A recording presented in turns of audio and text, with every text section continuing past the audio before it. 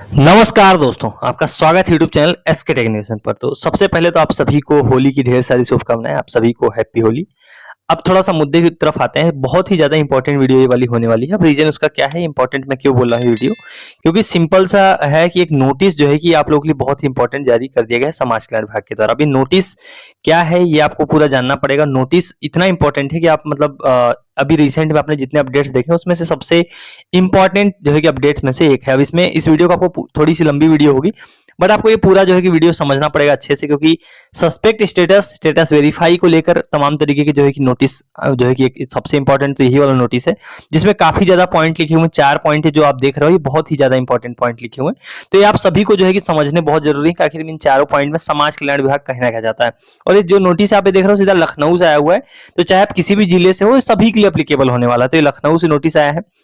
उसके अलावा एक और नोटिस है यहाँ पर, इसमें भी सेम वो दोनों को मैं रिलेट करके समझा दूंगा। उसके अलावा ये न्यूज आ रखी होगी, आपने देखी होगी, तो इन सभी के ऊपर इस वीडियो के अंदर बात करेंगे। वीडियो ये थोड़ी सी बड़ी होगी, लेकिन आपको ये पूरी चीजें जो है ध्यान से देख के समझ लेनी है। सबसे पहले आपको वीडियो को लाइक कर देना है, चैनल को सब्सक्राइब नहीं कर रखा है। देखो यार, आपको अगर सही सटीक और बिना कंफ्यूजन वाली अपडेट्स चाहिए यूपी स्कॉलरशिप से रिलेटेड, तो आप सही चैनल पर मौजूद है, तुरंत सब्सक्राइब करके रख लो। तो चलिए लाइन से बात करते हैं, आखिर में क्या नोटिस जारी किया गया है। देखो, ये नोटिस कहां से जारी हुआ, किस डेट को जारी हुआ, वो आपको पहले समझ लेना पड़ेगा। तो आप डेट देख पा रहे हो, 2 मार्च की डेट में जारी किया गया है। और कहां से जारी किया गया? इंदिरा नगर विकास भवन लखनऊ, यानी कि जो हेड ऑफिस है लखनऊ, वहां से जारी किया गया। और किसके लिए जारी किया गया है? शैक्षिक सत्र 25-26 में दसमोत्तर छात्रवृत्ति शुल्क प्रतिपूर्ति, यानी कक्षा 11-12 से ऊपर वाले जो भी क्लासेस के छात्र हैं, किसी भी कैटेगरी के हों, कक्षाओं में अध्ययनरत संदेहास्पद श्रेणी में आने वाले छात्र छात्राओं का परीक्षणोपरांत शुद्ध डेटा सुसंगत साक्ष्यों सहित दिनांक 5 मार्च तक उपलब्ध कराए जाने के संबंध में है। किसके लिए है? जिन लोगों का भी 25-26 सेशन के वो छात्र जिनका भी सस्पेक्ट से रिलेटेड कुछ भी आया हुआ है, उनका जो है कि 5 मार्च तक दोबारा से जो है कि डेटा प्रोवाइड कराने से रिलेटेड चीजें इसमें कही गई हैं। अब क्या क्या कहा गया है, ये देखो, ये किसके लिए कहा गया। सबसे पहली बात तो ये लेटर है, एक तरीके से आप ये मान लो, तो ये किसके लिए है? जो लखनऊ में अधिकारी बैठे हैं, वो उन्होंने किसको बोला है? ये जो जितने भी कॉलेज वगैरह है, यूनिवर्सिटीज हैं, उनको बोला है ये, कि उनको जो है लखनऊ से कॉलेज की तरफ ये बातें कही गई हैं। क्या बातें कही गई हैं? देखो, आप सभी को मालूम है कि एनआईसी द्वारा डेटा जो है कि सबका चेक किया जाता है। मैंने आपको पहले भी प्रोसेस इसका समझाया था कि आप लोग फॉर्म भरते हो, उसके बाद एनआईसी उनके पास एक सॉफ्टवेयर होता है पीएफएमएस का, उसमें वो आपका डेटा सारा चेक करते हैं। जब अगर गलत निकलता है तो उसको सस्पेक्ट लिस्ट में डाल देते हैं, अगर सही निकलता है तो उसको समाज कल्याण विभाग जो आपके जिले का होता है उनको दे देते हैं, उसको वेरीफाई करने के लिए। तो अभी इसी बारे में जो है ये लेटर लिखा गया है। और इसमें देखो इन्होंने क्या क्या कहा है, चारों पॉइंट ध्यान से पढ़ते हैं। कि यहाँ देखिए कि उपयुक्त विषय के संदर्भ में अवगत कराना है कि वर्ष 25-26 में दसमोत्तर छात्रवृत्ति योजना अंतर्गत स्टेट एनआईसी द्वारा राज्य इकाई के स्तर पर छात्रों के ऑनलाइन आवेदनों का शासनादेश में वर्णित व्यवस्था अनुसार ऑनलाइन संबंधित विभागीय वेबसाइटों से परीक्षण किया गया, मतलब वही पीएफएमएस द्वारा परीक्षण किया गया। और परीक्षण के बाद जो है कि विभागीय लॉगिन पोर्टल पर उपलब्ध कराए गए सस्पेक्ट डेटा में अनेक छात्रों का डेटा विभिन्न कारणों से सस्पेक्ट श्रेणी में प्राप्त हुआ है, जिसे शासन द्वारा निर्धारित अंतिम तिथि तक छात्रवृत्ति स्वीकृति समिति, यानी कि समाज कल्याण विभाग या जिनको बोलते हैं जो वेरीफाई करते हैं, के निर्णयानुसार पात्र छात्रों के आवेदन अग्रसारित तथा अपात्र छात्रों के आवेदन को निरस्त किए जाने के निर्देश दिए। कृपया सभी शिक्षण संस्थाएं ध्यान दें। किसको बोल रहे हैं? जितने भी कॉलेज हैं वो ध्यान दें। अब पहला नंबर पॉइंट किसके लिए और क्या लिखा है, देखो पहले नंबर पॉइंट पे क्या लिखा है कि दसमोत्तर छात्रवृत्ति एवं शुल्क प्रतिपूर्ति नियमावली में वर्णित व्यवस्था अनुसार ऐसे छात्र छात्रा जिनका वार्षिक या फिर सेमेस्टर रिजल्ट घोषित न होने के कारण उनके द्वारा छात्रवृत्ति आवेदन रिजल्ट नॉट एट डिक्लेयर्ड का विकल्प चुनते हुए छात्रवृत्ति आवेदन किया गया था, यदि ऐसे छात्रों संस्था के द्वारा अपने छात्रवृत्ति आवेदन के रिजल्ट अंकित करते हुए आवेदन पूर्ण यानी संशोधित नहीं किया गया है, तो ऐसे समस्त छात्रों के आवेदन निरस्त माने जाएंगे। तो सिंपल पहला वाला पॉइंट क्या लिखा गया है कि मान लो अगर आपने जो है कि आप जब फॉर्म भर रहे थे तो आपका रिजल्ट नहीं आया था, तो रिजल्ट नहीं आया था तो आपने वहां पर एक ऑप्शन आता है कि रिजल्ट नॉट एट डिक्लेयर्ड, मतलब कि अभी मेरा रिजल्ट नहीं है, ऐसा अगर आपने सिलेक्ट करके अपना फॉर्म भरा था, तो उसका रूल ये कहता है कि अगर आपने ऐसा करके फॉर्म भरा है और आपको ऐसे में करेक्शन के टाइम पे अगर आपका रिजल्ट आ गया है तो आपको वो नंबर अपने जो है कि अपडेट करने पड़ते हैं। अगर आपने ऐसा नहीं किया है और आपने रिजल्ट नॉट एट डिक्लेयर्ड करके फॉर्म भरा था, तो ऐसे केस में आपका फॉर्म ये लोग रिजेक्ट कर देंगे, यही लिखा हुआ है पहले पॉइंट पे। अगर आप ऐसे कैटेगरी में आते हो कि आपने रिजल्ट नॉट एट डिक्लेयर करके फॉर्म भरा था और आपने रिजल्ट अपना करेक्शन के टाइम पे अपडेट नहीं किया, तो उसको ये लोग निरस्त कर देंगे, ये लिखा हुआ है पहले नंबर पॉइंट पे। अब दूसरे पे बात करते हैं कि छात्र के ऑनलाइन आवेदन में डेटा विवरण त्रुटिपूर्ण, अपूर्ण, संदिग्ध, मतलब अगर आपने ऑनलाइन आवेदन किया है तो उसमें आपने जो भी डिटेल्स भरी हैं, जो भी जानकारियां भरी हैं, या तो अगर आपने उसको गड़बड़ भरा है या फिर उसको इनकम्प्लीट भरा है, कोई चीजें आपने नहीं भरी हैं या फिर कुछ भी गड़बड़ डाला हुआ है, तो ये 5 पॉइंट आप देख रहे हो, डेटा, विवरण, त्रुटिपूर्ण, अपूर्ण, इन सब का ही मतलब हुआ। अंकित करने वाले या विगत वर्ष के वार्षिक रिजल्ट के प्राप्तांक पूर्णांक, मतलब मान लो इनके अलावा, मान लो आपने कोई डिटेल गलत डाली है, उसके अलावा अगर आपने अपना पिछले साल का रिजल्ट गड़बड़ डाल दिया, मान लो आपने 770 नंबर आए हैं, आपने 670 डाल दिया है, या कुछ भी गड़बड़ डाली है, 770 की जगह 670 डाल दिया या 771 डाल दिया, कुछ भी गड़बड़ डाला है, यहाँ लिखा हुआ है ना कि वार्षिक रिजल्ट के प्राप्तांक पूर्णांक गलत अंकित करने वाले सभी छात्र छात्राएं दसमोत्तर छात्रवृत्ति शुल्क प्रतिपूर्ति हेतु पात्र नहीं होंगे। अब पात्र नहीं होंगे का मतलब सिंपल है, अगर आपने गड़बड़ डाला हुआ है, ये सब कुछ भी आपने अपनी डिटेल्स गड़बड़ डाली है, या आपका फॉर्म कंप्लीट नहीं है आपने, या फिर रिजल्ट के नंबर गलत डाले हुए हैं, इस केस में आप पात्र नहीं होंगे, यानी कि एलिजिबल नहीं होंगे। इसका सिंपल यही मतलब होगा, आपका भी फॉर्म रिजेक्ट कर देंगे। ये इसलिए बता दे रहे हैं कि अगर आप जो है कि बाद में लफड़ा करो, इसलिए यहाँ पर इस नोटिस के थ्रू इन्होंने पहले ही बता दिया। तो अगर आप इस कैटेगरी में आते हो, आपने फॉर्म इनकम्प्लीट भरा है या आपने गलत डिटेल भरी हुई है, कुछ भी ऐसा किया हुआ है, तो आप भी पात्र नहीं होगे, एलिजिबल नहीं होगे स्कॉलरशिप के लिए। 2 नंबर पॉइंट पे लिखा है। तीसरे नंबर पे बहुत इंपॉर्टेंट पॉइंट लिखा हुआ है कि संस्था को उपलब्ध कराई गई सस्पेक्ट सूची में अंकित छात्रों द्वारा, मतलब देखो ये मैंने आपको बताया भी था कि एनआईसी जब फॉर्म चेक करता है तो जिन लोगों के फॉर्म में उनको कुछ भी गड़बड़ लगता है, उस फॉर्म को एक लिस्ट बनाते हैं, वो सस्पेक्ट लिस्ट जिसको बोलते हैं, और वो जो आपका कॉलेज होता है उनके लॉगिन पर उसको दिखा दिया जाता है कि भाई आपके यहाँ के इतने छात्र हैं। और वो लिस्ट कैसी होती है मैंने आपको पिछली वीडियोस में भी दिखाया था, जैसे मैं आपको एग्जांपल के लिए यहाँ पर एक लिस्ट दिखा भी देता हूँ। ये देखो, ये एक तरीके की सस्पेक्ट लिस्ट है, आप देख भी पा रहे हो कि सस्पेक्ट स्टूडेंट 16 फरवरी की आप लिस्ट देख रहे हो, एग्जाम्पल के लिए बता रहा हूँ। तो इस तरीके की लिस्ट होती है, इसमें देखो आप नाम लिखा होता है, रजिस्ट्रेशन नंबर लिखा होता है, देख रहे हो registration number, student name, father name, कौन सा कोर्स है, फ्रेश है कि रिन्यूअल है, उसके बाद कैटेगरी कौन सी है, उसके बाद रीजन लिखा हुआ है कि सस्पेक्ट क्यों हुआ है, तो उसका कारण आपको यहाँ पर लिखा हुआ है कि इनरोलमेंट रोल नंबर जैसे इनका लिखा हुआ मिसमैच है, इनका लिखा है सस्पेक्ट रिलेटेड फ्रॉम कोर्स है, इस तरीके की गड़बड़, मतलब कुछ भी जो एनआईसी जो है कि लगता है उनको पीएफएमएस सॉफ्टवेयर को मिलता है, वो एक लिस्ट बना के जो है कि आपके कॉलेज के लॉगिन पर उपलब्ध करा देते हैं, उसी को सस्पेक्ट लिस्ट बोलते हैं। और उसी बारे में यहाँ पर इस पॉइंट में तीसरे नंबर पर लिखा हुआ है कि संस्था को उपलब्ध कराई गई सस्पेक्ट सूची में, जो संस्था को दिया गया सस्पेक्ट सूची, उसमें अंकित जितने भी छात्र हैं उनके द्वारा संदेहास्पदा के निवारण हेतु संस्था को उपलब्ध कराए गए अभिलेखीय साक्ष्यों से यदि संदेहास्पदा का निवारण संभव होता है, मतलब क्या होता है, अगर आपका सस्पेक्ट लिस्ट में नाम आता है तो आपको उससे रिलेटेड डॉक्यूमेंट अपने कॉलेज में सबमिट करने होते हैं, और उसके बाद आपका कॉलेज उसको वेरीफाई करके आपका फॉर्म दोबारा से फॉरवर्ड करता है, ये रूल होता है।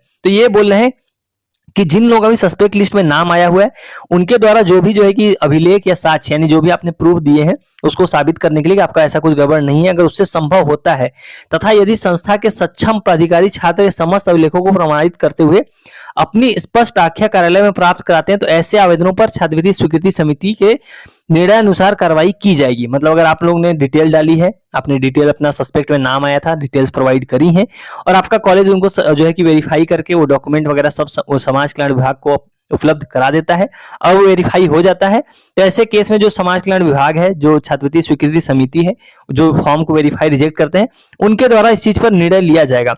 संस्था की संस्तुति के आधार पर यदि किसी अपात्र, अब देखो ये कॉलेज के लिए यहाँ पर थोड़ी सी वार्निंग लिखी हुई, मान लो ऐसा भी होगा कि आपने कॉलेज, आपका सस्पेक्ट में नाम है, आपने कॉलेज में कोई डॉक्यूमेंट नहीं दिए, फिर भी अगर आपका कॉलेज को आगे फॉरवर्ड कर देता है, तो अगर ऐसे किसी छात्र को, यानी अपात्र छात्र को छात्रवृत्ति अगर मिल जाती है तो धनराशि का भुगतान हो जाता है, तो इसके लिए संस्था पूर्ण रूप से उत्तरदायी होगी।